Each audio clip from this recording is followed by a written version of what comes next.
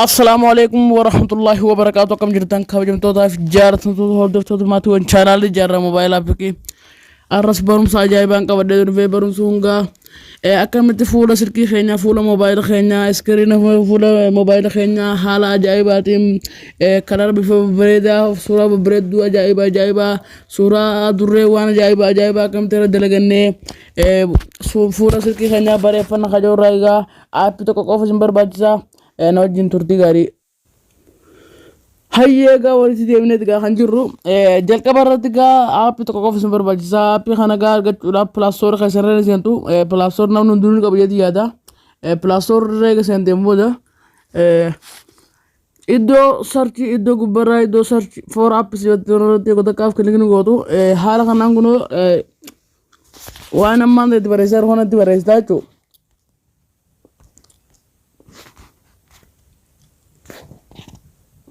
hayyeega waan amma ani itti barreessaa jiru kanatti barreessitu jechuudha. Kunoo asirratti naaf fideetu jira. Irratti hin gattu kodhaa isaaniin kana keessaa haala ajaa'ibaa galtiin gaa ittiin fayyadamaa jiru kunoo ka gubbarraa kana qotakkaaf kanarratti dhaattu jechuudha.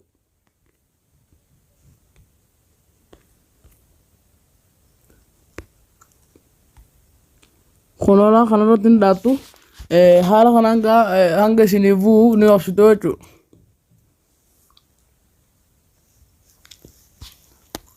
Hanga siifuu ni obsitu haala kanaan hanga siifuu ni obsitu.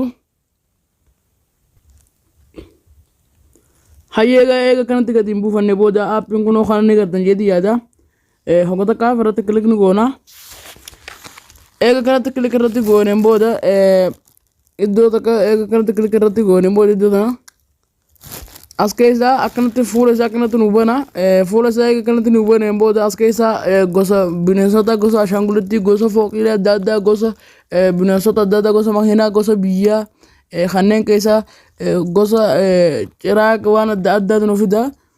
Isaan kana keessaa nama gubbaa kanan fudhadha.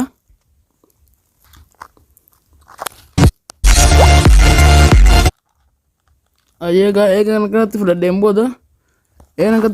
booda kunoo suuraalee babbareedduu ajaa'ibaa nu fide jedhan abdala kunoo ni gartan. Suuraalee tana keessaa gaa kunoo ammaan tana tani fedha akka irratti dadhee isin agarsiisa akkaataa itti hiriiratan ofirratti isinitti agarsiisa. Suuraalee tana keessaa kunoo tanaatu naatee irratti tuqeetin daabloo godhadhaa. Dhiifama gaa beeksisaa too osoo rakkoo nu fide. Iddoo jalaa ni gartan jedhi yaada kunoo iddoo shoo jalaa tana iddoo daabloo jettu tana iddoo tanarratti tuyxanii jechuudha hafeetan iddoo kanarratti tuyxanii ani ammaan tana kunoo kan hin gabu fadheeru tokko irratti tuqee isin agarsiisa. Isa kanarratti dhadheen isin agarsiisa. Eegan kanarratti tuqadhee booda iddoo tana kun ni garta iddoo qalamaan itti isin maraa tanarratti qotakkaaf kilikni gootu jechuudha. Hayyeega eega kanatti kilik goote booda ammallee itti deebisuudhaan raayitii as gubbaa irra raayitii irraa banteeti iddoo seet bakka tanarratti kunoo ni garta jedhi yaada. Bakka tanarratti qotakkaaf kilik ammallee ni gootu jechuudha. Hayyeega home screen immoo home and lock screen jetti fuula silkii eega bantaniin booda immoo osoo hin banin jetti ani eegan baneen booda hin jaani hayyee akkanatti qotakkaaf kilik irra godhadhaa jechuudha kan hin fudhadhe irratti. Hayyeega eega kana gootaniin booda kunoo ammaan tana fuula sun irratti silkii kana irratti nuuf fedhameeti jira. Itti deebi'uudhaan amma isinis waan adda addaa isinitti agarsiisa. Tottiin hojii godha.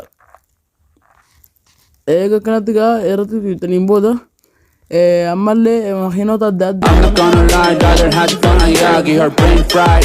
My lady papa Zenny, other lady popping Molly, why she waiting? Difama jibeessan darare. Kunoo makiinaalee adda addaatii fi karaalee adda addaa waan adda addaa waan ajaa'ibaati nuuf fiddeerti. Matoora waan adda addaa waan deemarraa waan konkolaachisaa ta'erraa waan adda addaatu nuuf fiddeerti. Kana keessaa hafee irratti hidhatanii jechuudha. Hayyeega ammas irra deebi'uudhaan ashaangulittii waan adda addaa biyyoolessa yookiin immoo fooqiilee adda addaatiin sitti agarsiisuu deema. Kana sitti agarsiisa.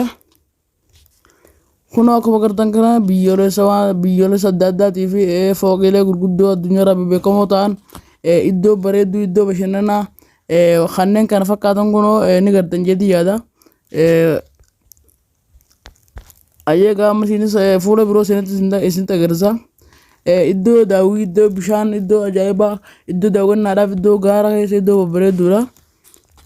Ayyee tolchina hojii godhaanillee. Kunoo ni garta jedhii yaada.